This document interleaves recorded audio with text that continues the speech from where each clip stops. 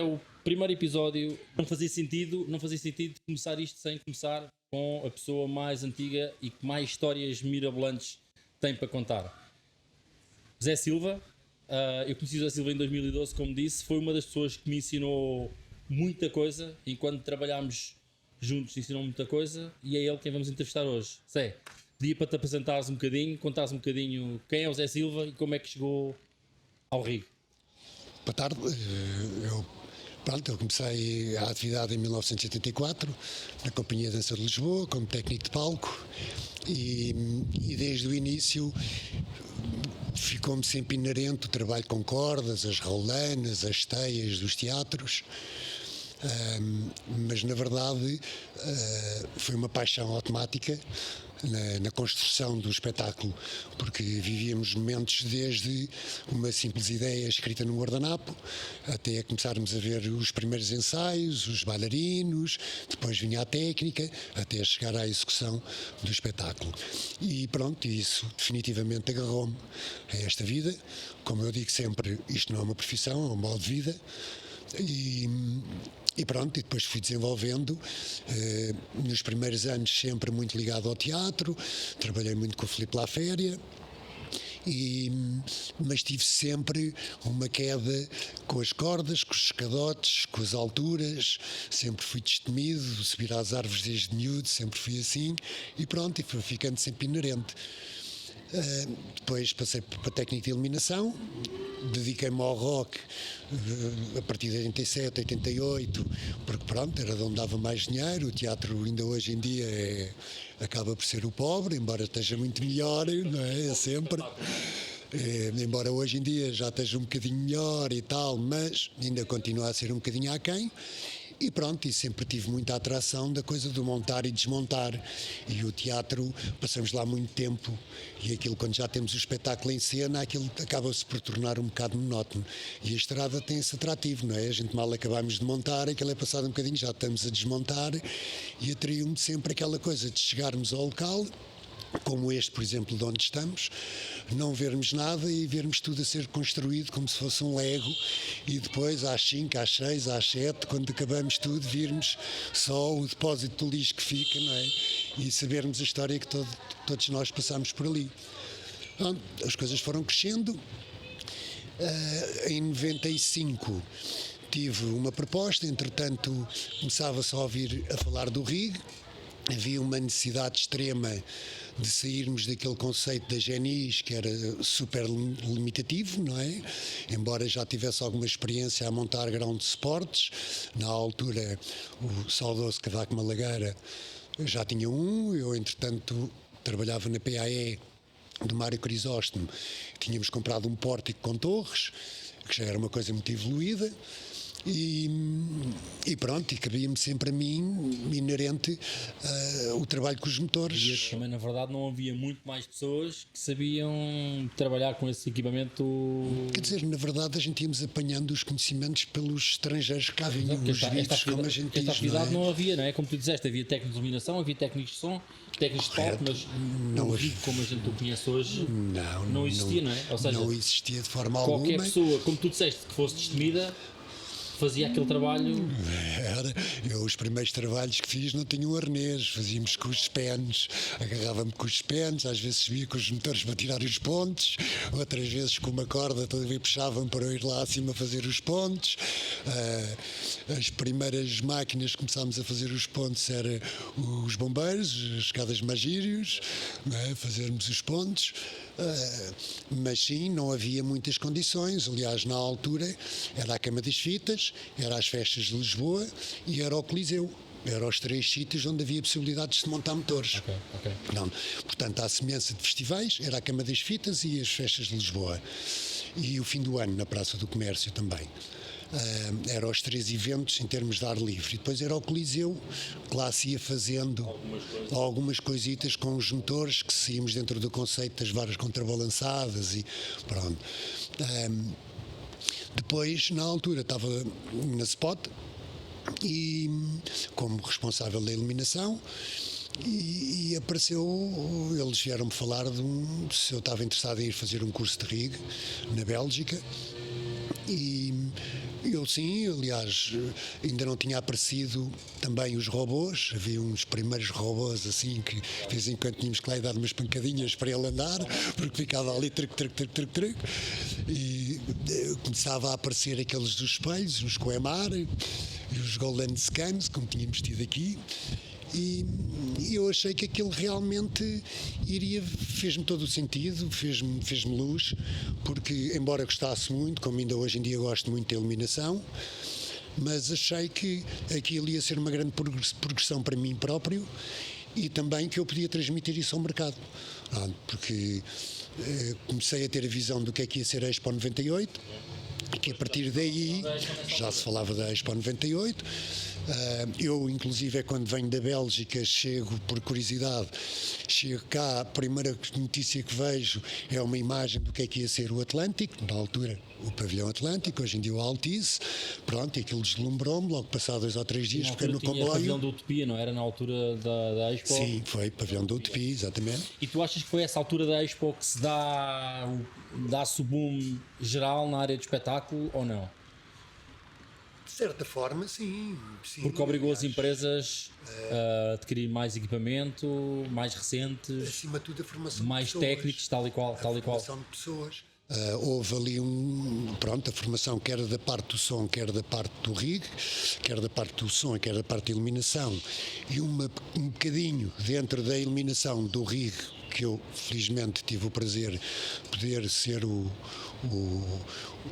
instrutor da parte do rig e participei também nesse curso pela Expo, porque havia 19 palcos e havia realmente a necessidade de formar pessoas, porque já éramos poucos técnicos e com a Expo então iriam faltar muitos técnicos e hoje em dia uma grande parte dos técnicos que andam aí vieram da Expo. Pronto, e foi assim que começou o rig. Na altura eu ainda continuei a fazer luzes há algum tempo, mas achei que isto realmente, para ter impacto e eu poder assumir a responsabilidade e o empenho necessário, abdiquei de fazer as luzes, o que foi um bocado complicado em termos de implantação de mercado, porque as pessoas não aceitaram isso muito bem, achavam que tínhamos que fazer a mesma coisa, fazermos luzes e fazermos o rig e fazer tudo um pouco. Quer dizer, havia bem destrinçado o que era o técnico de som e o que era o técnico de luz, mas e ainda hoje em dia tu vês um bocadinho, os técnicos de luzes parece ter um bocadinho mais aptidão para o rig. Sim. De uma maneira geral, não quer dizer que não hajam técnicos de som que também façam os pontos deles, etc. Mas pronto. E na realidade, o rig vem exatamente daquelas pessoas mais experientes, contrariamente ao que acontece hoje em dia a nível mundial, não é? Eu não digo isto por ser Portugal, não, isto é a nível mundial. Eu no primeiro curso que fiz tive o prazer de conhecer um dos maiores cromos a nível mundial, que é o Harry Donovan. Acho que ao final de 19 anos de fazer tours formou-se em matemática, tornou-se professor catedrático e na altura que fiz o curso em 95 ele era um dos principais inspectores na América e pronto, e os riggers vinham pela experiência, não é? Portanto, mesmo lá fora ainda não havia a classe operária como existe hoje em dia, não é? Muito menos a quantidade de trabalharmos com 30 ou 40 riggers num evento, não é? Isso então era mesmo fora de questão. Era qualquer um que conseguisse subir, que desafiasse, olha, ia para lá e logo se via. Os primeiros concertos, pronto, e depois um bocadinho antes disso eu já tinha tido a experiência com o Ramazotti, com Rolling Stones. Sim, porque tu de repente ao mesmo tempo começas a ganhar muitas tours fora, não é? Com mais essa experiência do rig começas a ganhar. Eu na altura eu sempre tive uma política, eu não consigo ver um espetáculo muito como espectador, não é? Eu sou uma pessoa muito curiosa de natureza, sempre fui desde miúdo. E estar a ver um espetáculo sem saber o que é que se passa lá atrás, sem estar lá dentro, isso fazia-me comichão. E há um dia que o João e o Miguel Escada, pessoas com que foram muito presentes no início de tudo do início dos meus primeiros passos dentro desta vida, em que fizemos trabalhos excelentes com os Rádio Macau, principalmente, embora que na altura chegámos a ter 10 bandas e era um corre-corre para conseguirmos fazer as bandas todas, e formámos uma equipa. Na altura, quando saímos da PAE, eu propus-lhes, isto, havia a Odisseia, havia o Cavaco Malagueira, a SOS, que ainda se chamava SOS. Eu propus-lhes, olha, eles andam sempre aflitos de pessoas, porque é que a gente não faz aqui uma equipa, e em vez de estarmos a oferecer meu como luzes, tu como som, porque é que a gente não se oferece ao mercado como uma equipa completa? Foi daí que apareceu o Nuno Cruz, mais um rapaz que já não está cá entre nós, que era o Paulo Pinto, de nome característico de Drom. E então fizemos uma equipa e aquilo teve um grande sucesso. Tínhamos muitíssimo trabalho, porque pronto, um telefonema arranjavas uma equipa, não é? Isso para qualquer empresa. Não, era uma ideia muito à frente. Foi excelente.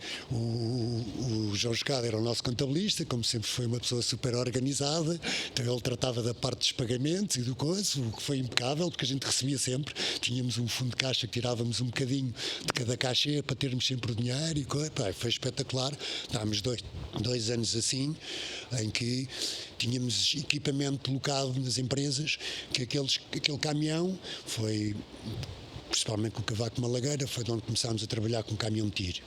Pronto. Já tínhamos um caminhão de tiro e que era tipo nosso, aquele equipamento era alugado connosco, com a equipa, e pronto, chegámos a ter um exclusivo para não haver confusões de trocas de equipamentos e não sei o quê, etc. Pronto, aquilo teve bastante sucesso.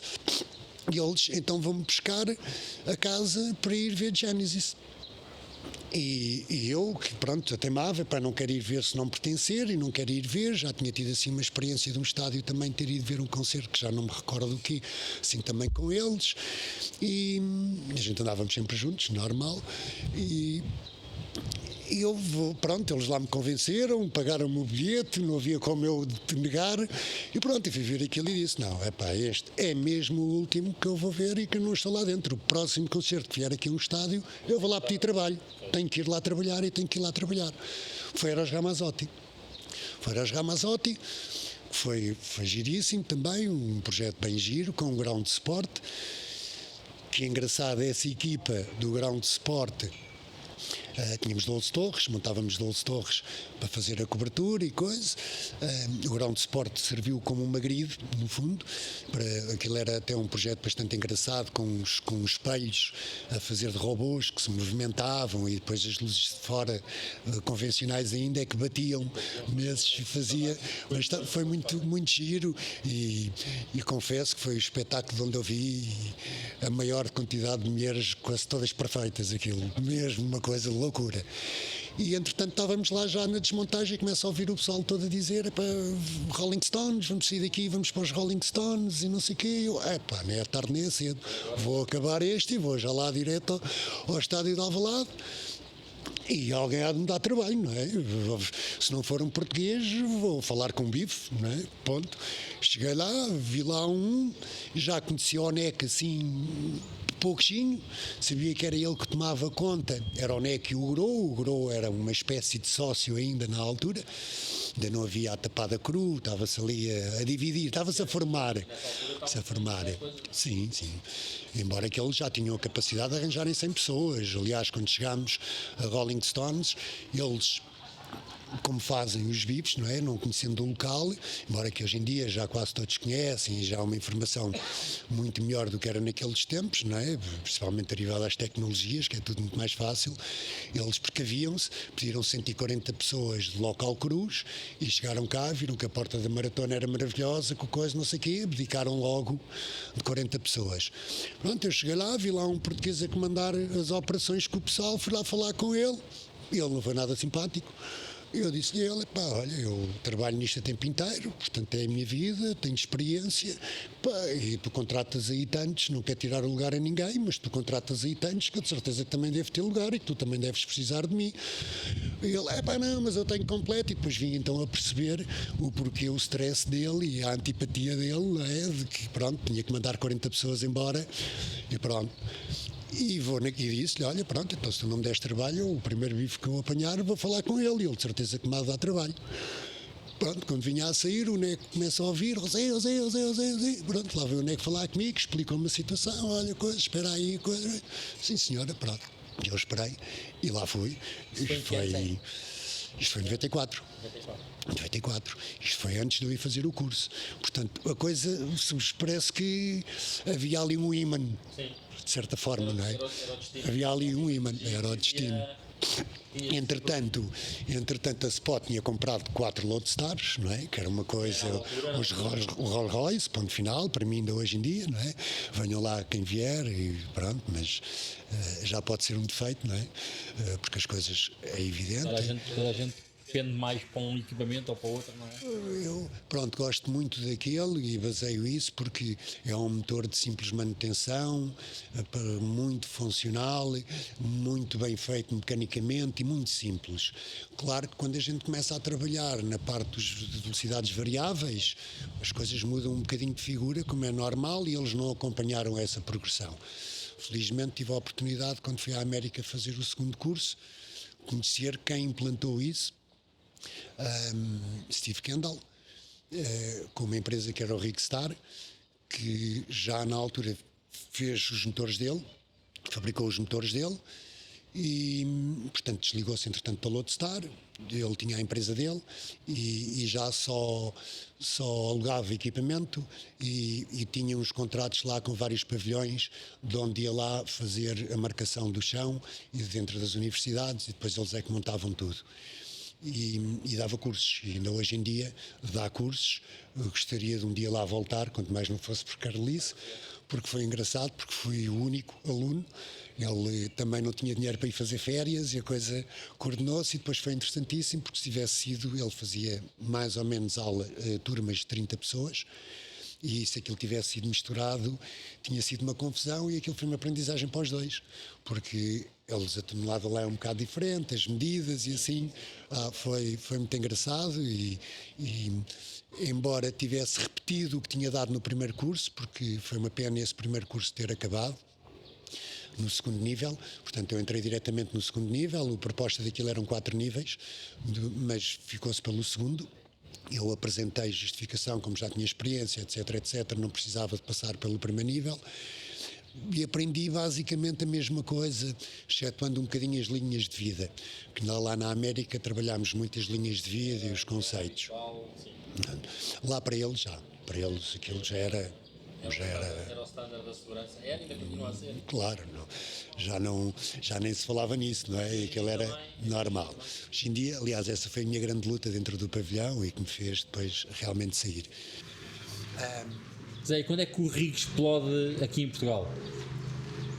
O RIG, na essência da palavra, ou seja, quando se começa a ter mais motores, mais noção do que é o RIG? A partir de 98, sem dúvida nenhuma, a partir de 98, é evidente que o pavilhão deu-nos logo deu-nos logo uma plataforma enorme para que isso se desenvolvesse, não é? A sala mais evoluída em Portugal. E até da Europa, não é? E até da Europa.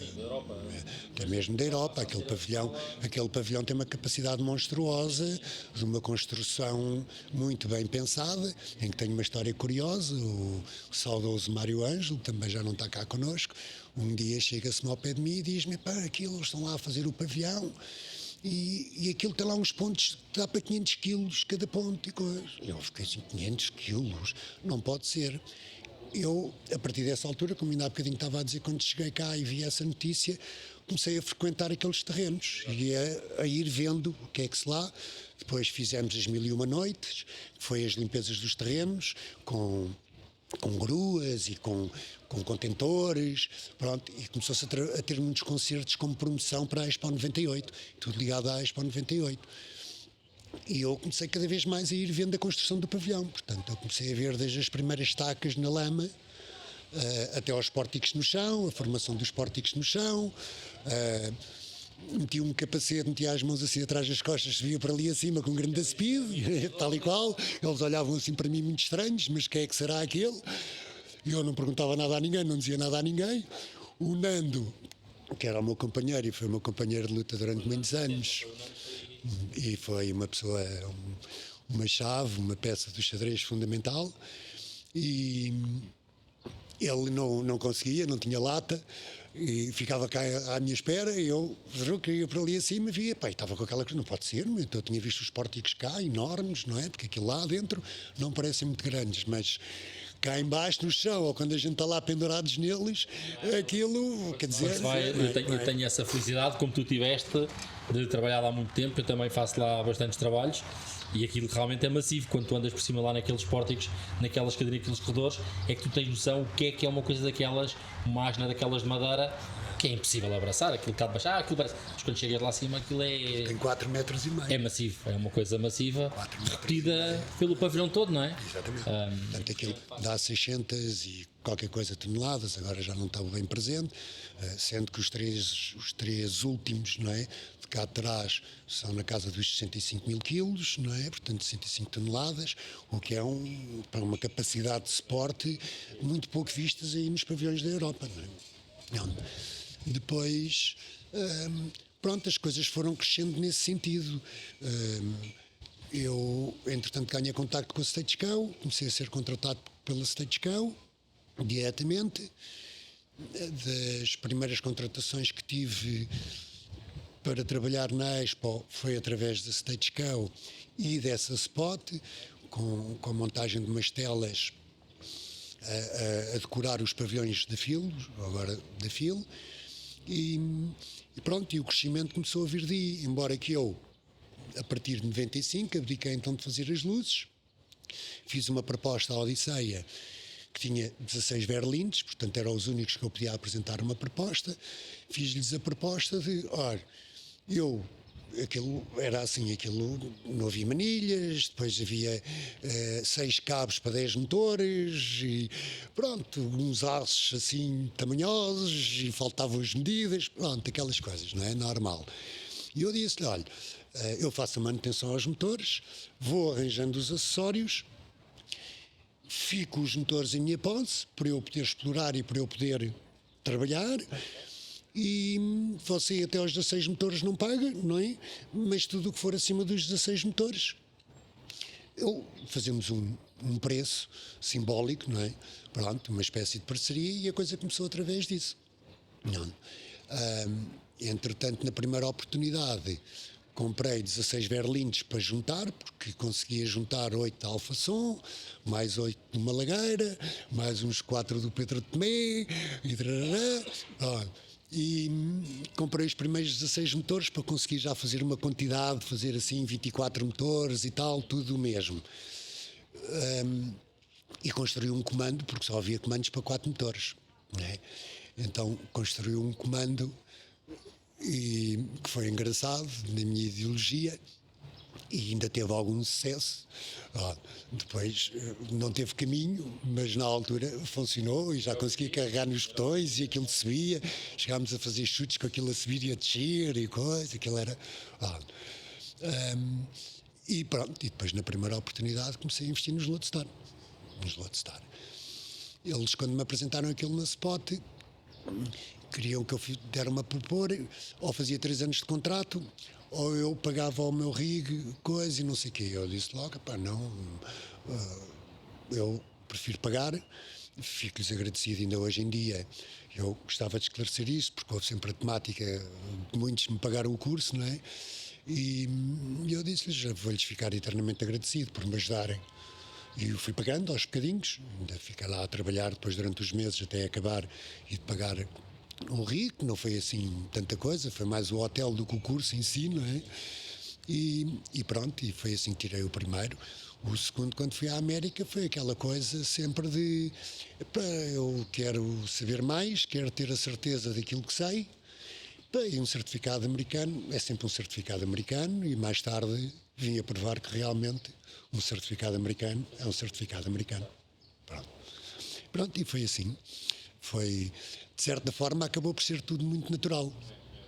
Acabou por ser tudo muito, como já disse, parece que havia um certo imã por ali.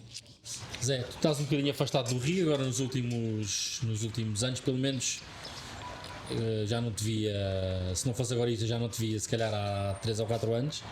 ou mais. Mas apesar de estás afastado do rig, vês grandes diferenças, ou seja, vês uma grande evolução do rig de agora. Bem, há uma grande evolução desde o rig de agora para quando tu começaste, mas vês que é uma evolução positiva. É uma coisa que me agrada muito e que tenho muito orgulho, porque acho que sim, as coisas ficaram bem encarreiradas. É evidente que a gente falhas vai sempre haver em tudo, não é? Maus comportamentos, más atitudes profissionais, é sempre normal em todas as áreas, mas acho que sim, acho que justificou a minha luta, que na altura era muito criticado, que tinha a mania e que não sei quê, porque só trabalhava era bem com os bifes, isto e aquilo e aquilo outro, mas eu esforcei muito para deixar aquele carimbo sempre com a política de que isto não sou eu que estou a dizer, isto é como se trabalha pelo mundo fora, ponto. Portanto, não há cá, sou eu aquilo que eu quis foi exatamente saber como todos faziam, não é? E esse foi o meu maior prazer e o meu maior orgulho, foi quando consegui chegar ao nível deles, ser reconhecido pelas equipas dos Rolling Stones, de U2, de AC/DC, de Pink Floyd, de me convidarem aos caterings, de me fazerem de equipa como eles e de ser tal e qual como eles, e foi sempre a minha maior luta que as pessoas percebessem isto não há cá a minha maneira de fazer, não é? Isto é uma maneira que é standard para todo lado. E a gente pode não saber falar a língua, mas vamos a qualquer lado sabemos trabalhar. E essa é que é a parte importante.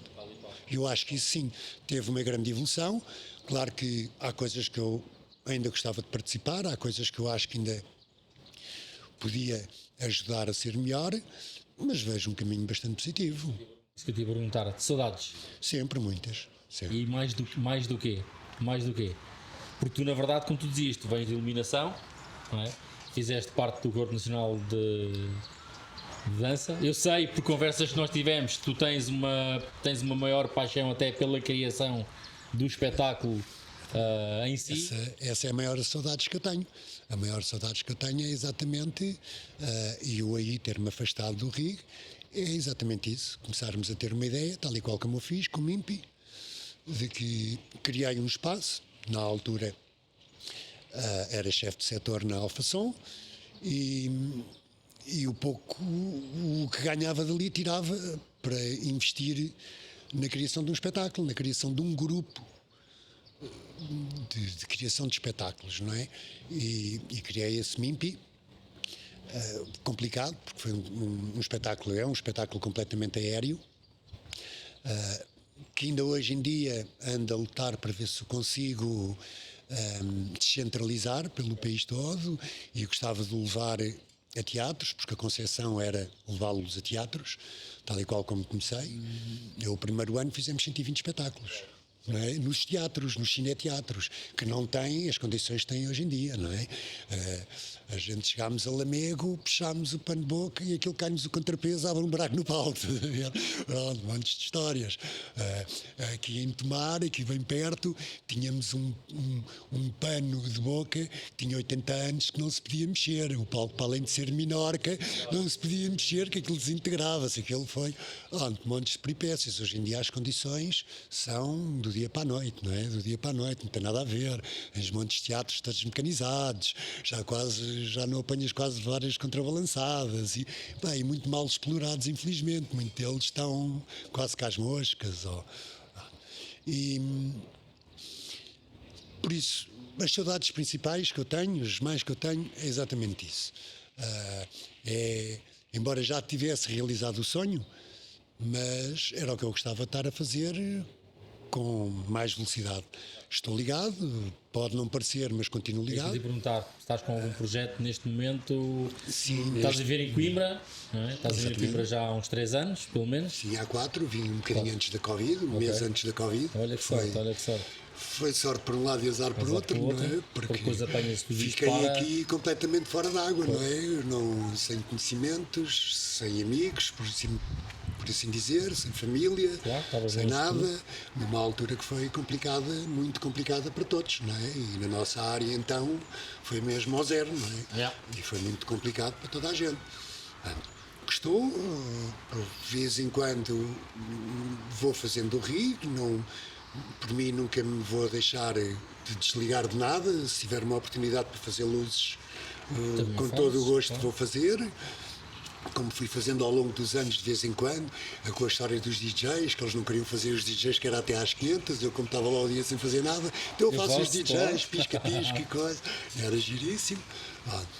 Mas na realidade, embora esteja completo, não é? Eu felizmente posso dizer isso, que cheguei ao ponto que eu queria.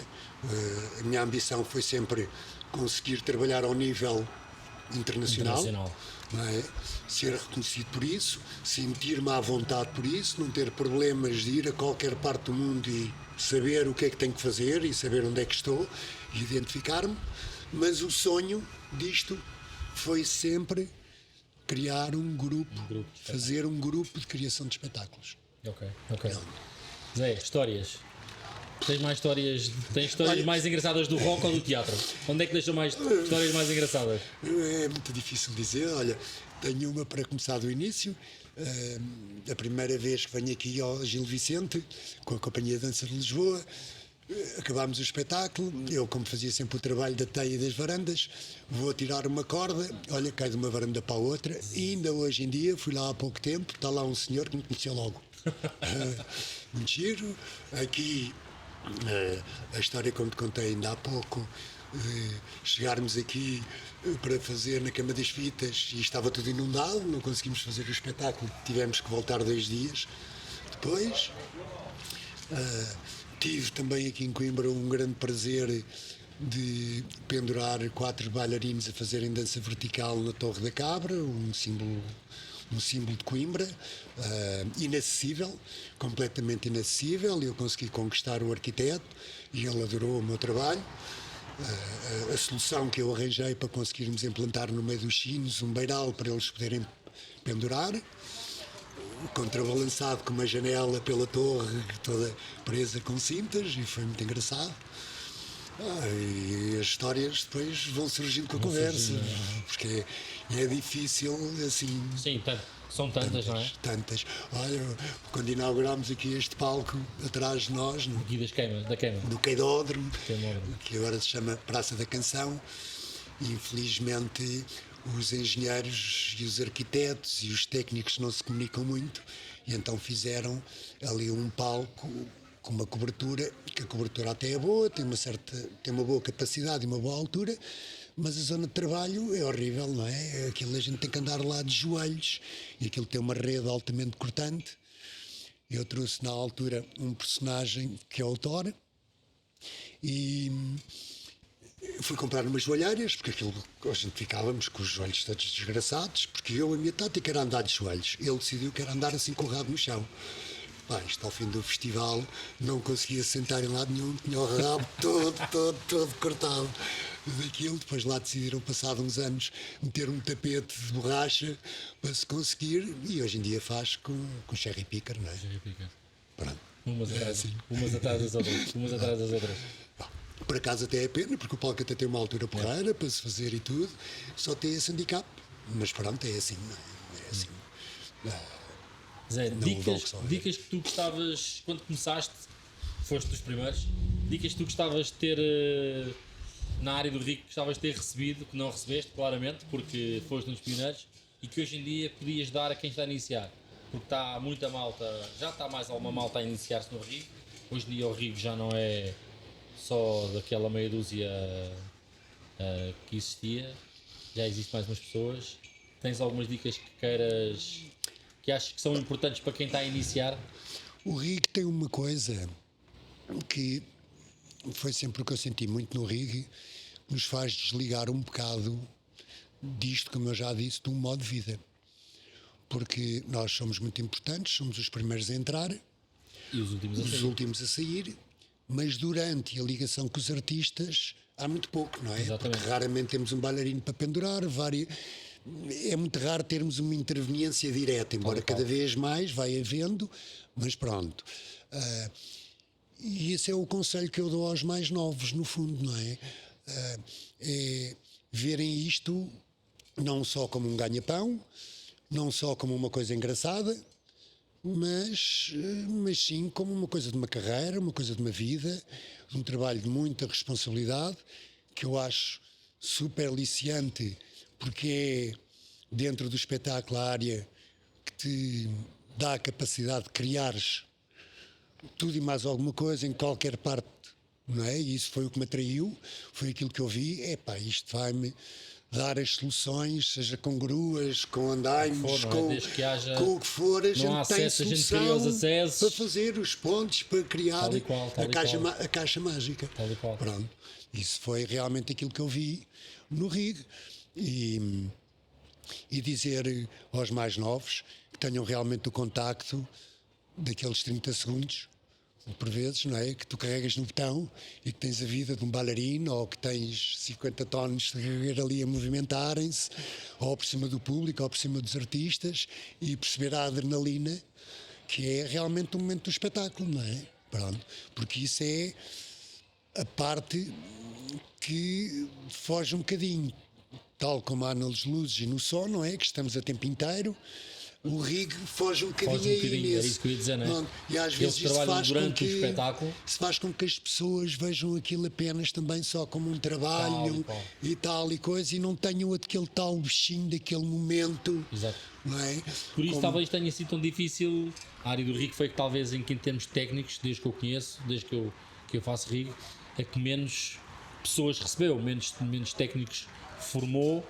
Porque a malta nova, o que eu senti é que a malta nova que chegava à área de espetáculo, que era exatamente para as luzes e para o som e para o vídeo, porque trabalha durante o espetáculo, porque está mais em contacto com, ou acha que vai estar mais em contacto com os artistas, e havia pouca gente a vir para o RIG.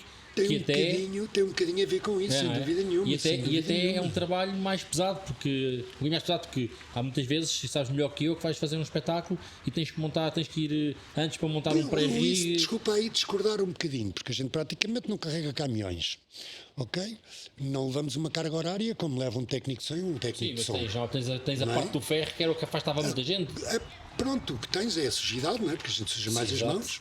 Daí, os do som e os das luzes, aquilo ficam com as mãos limpas, sempre a gente fica sempre a manicure feita e nós com a manicure toda estragada. Pronto.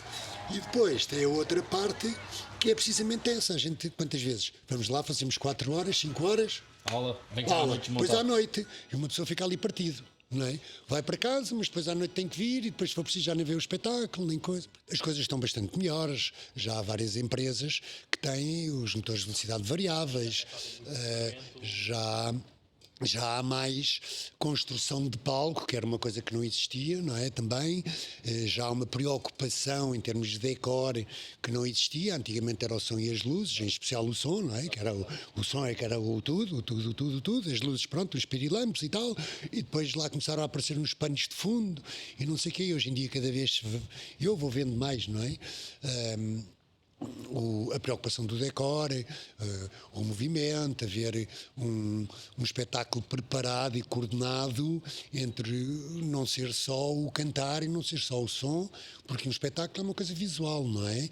E nós cá, como em tudo, estávamos muito atrasados nesse sentido, porque a única coisa que havia preocupação era o som. Eu cheguei a dizer a muitos técnicos e a muitos músicos e a bandas, que vocês têm que se preocupar com o espetáculo. Isto é um espetáculo, as pessoas estão a ver. Porque se quiserem realmente ouvir a perfeição, ouvem em casa no Wi-Fi. E aí é que ouvem aquilo que vocês gravaram, equilibrado, etc.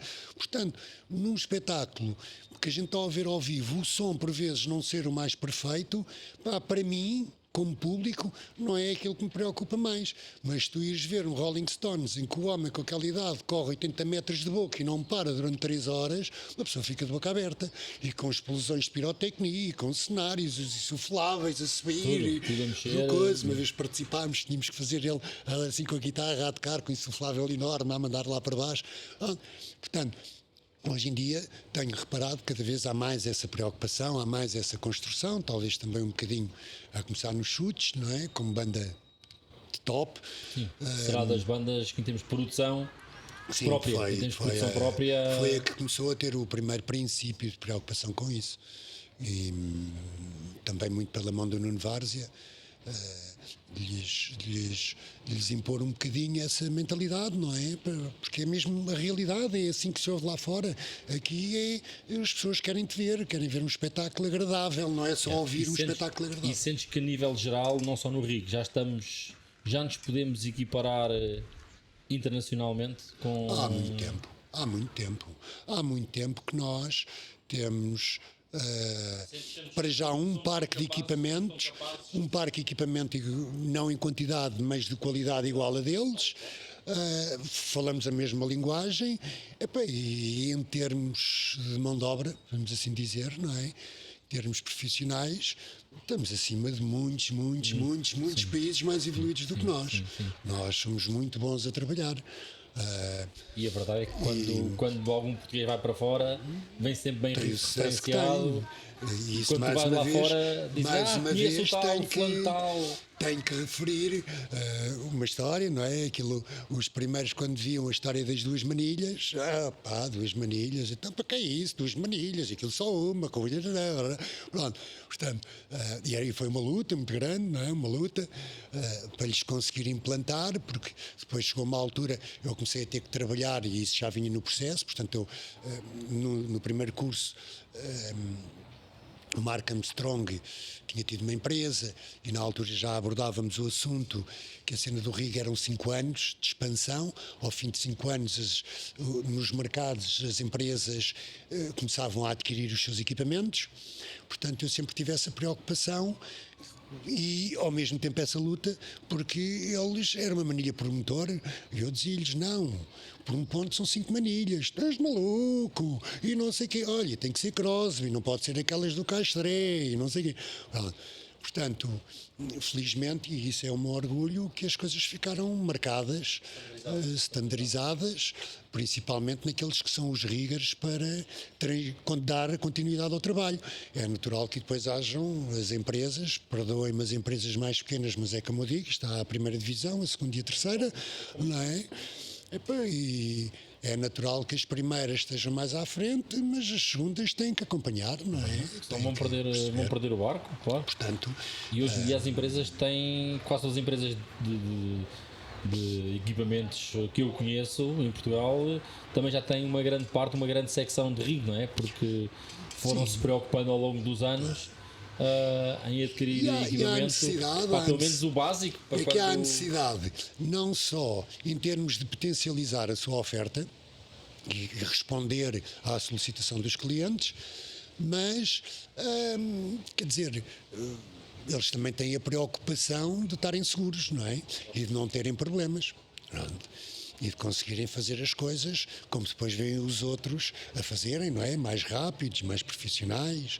Não é? Portanto, e depois também em termos económicos, porque senão depois vão ter que ir a correr a alugar, ou subalugar, ou comprar à pressa, portanto, hoje em dia também cada vez mais aqueles que querem subir e que querem lá chegar,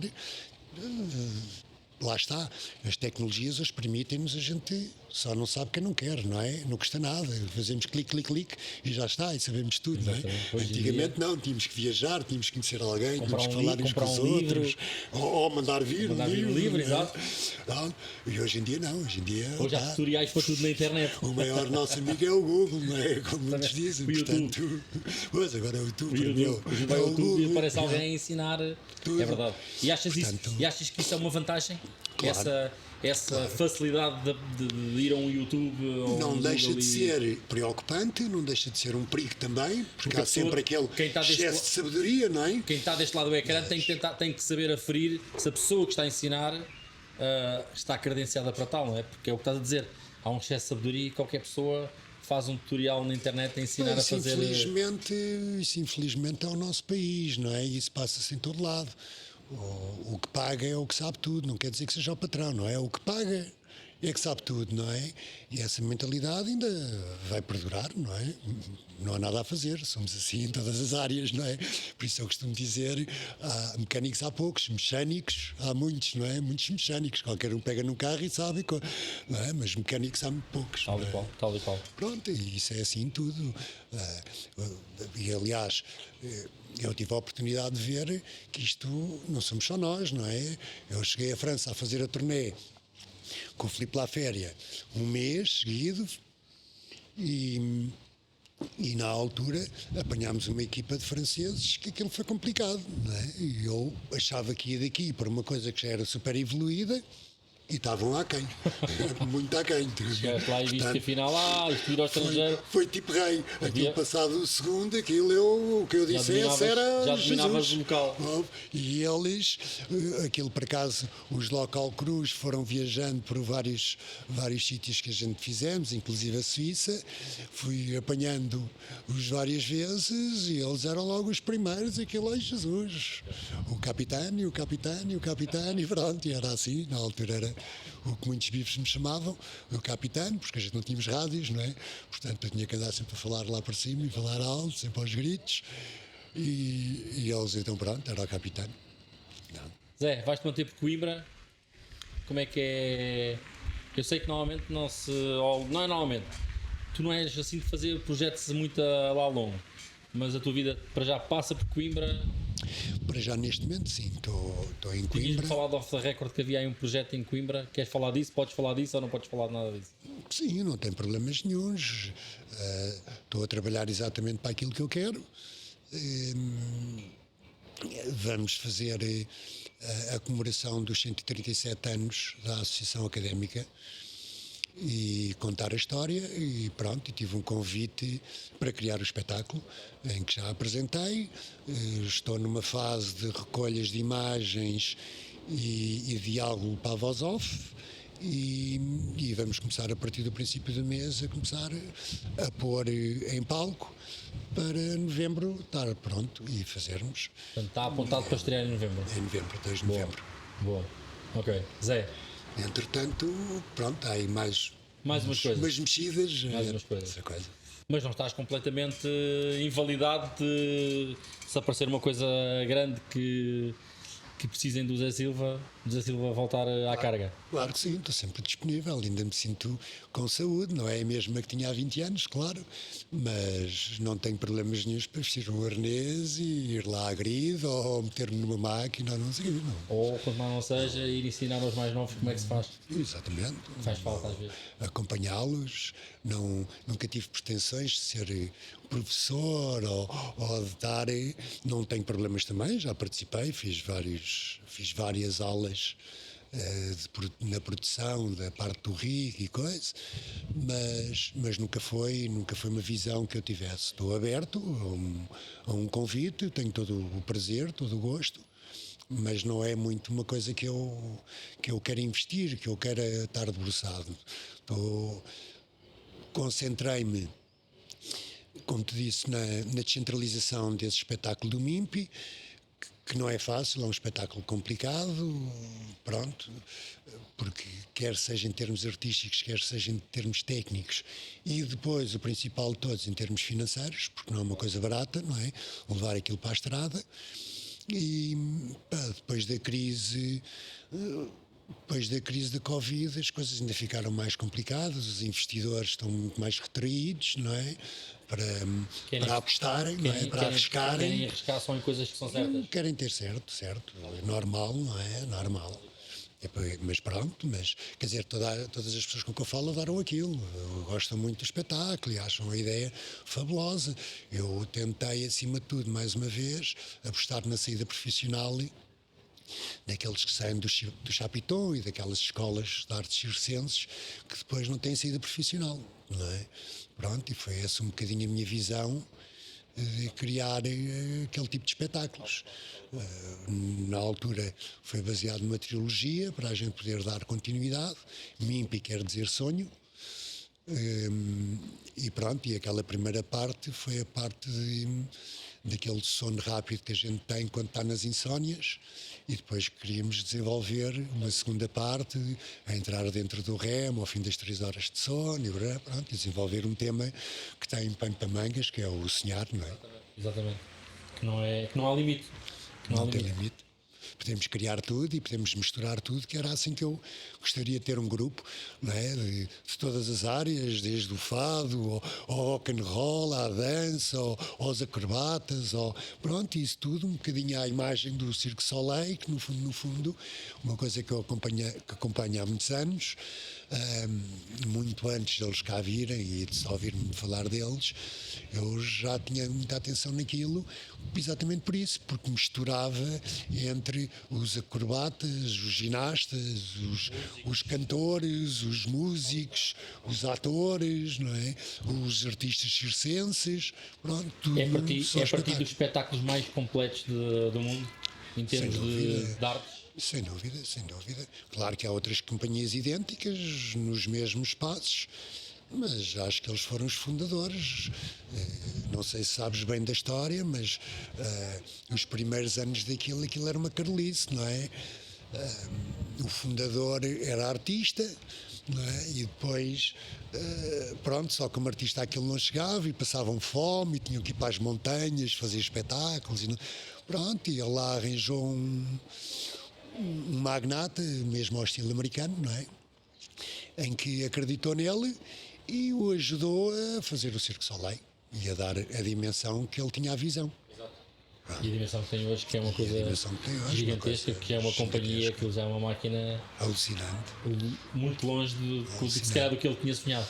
Era uma das coisas que eu gostava de realizar, era ir a Los Angeles ver o cá, que é para mim o espetáculo mais impressionante deles em termos tecnológicos. Embora não esteja muito atualizado com o que estão a fazer neste momento, mas duvido que consigam superar aquilo, não é? Fazer um palco de 25 por 30 a ficar uma parede e movimentar-se em todas as direções é uma coisa abismal, não é? Apesar de ter o peso de um Boeing 747 é uma coisa do outro mundo, não é? Fazer uma queda livre de 30 metros para uns insufláveis no subpalco, loucura aquilo. Aquilo é uma concepção artística, tecnológica, com tudo o que pode haver. Ao mais alto nível, dos maiores investimentos, uma coisa, e não é à toa que estão lá, não sei precisar há quantos anos estão, aquilo está lá, por aí, acho que aquilo foi 2000, 2001, qualquer coisa assim. Mais antigos, acho que não sei, é de espetáculos mais antigos, ainda permanentes. E nunca irá sair dali, não é? Porque é dos únicos que eles têm que não dá para movimentar aquilo para o outro lado. Não dá. Em que aí o português também lá tem um pezinho, não é? Com a nossa cortiça, não é? Que é o que faz o início daquilo, a fazer de praia, não é? E que é lavada 3 vezes por dia. Era incrível até isso. Construíram uma máquina de lavar, aquele mal entra dentro dos bidões, vai para a máquina, lava, seca para atuar depois no próximo. 3 sessões por dia, coisa do outro mundo. Incrível. Zé, muito obrigado. Eu é que agradeço. Obrigado por este bocadinho. Espero que a gente se volte a ver, não daqui a 4 anos, ou 4 ou 5 anos. Pelo menos muitas vezes. Mas que a gente se veja mais vezes. Foi para mim um prazer poder contar contigo para este primeiro podcast e desejo-te felicidades e vamos ver mais vezes garantidamente. Ok? Espero que sim, claro que sim. Para mim também foi uma honra e um prazer. Obrigadinho. Eu é que agradeço.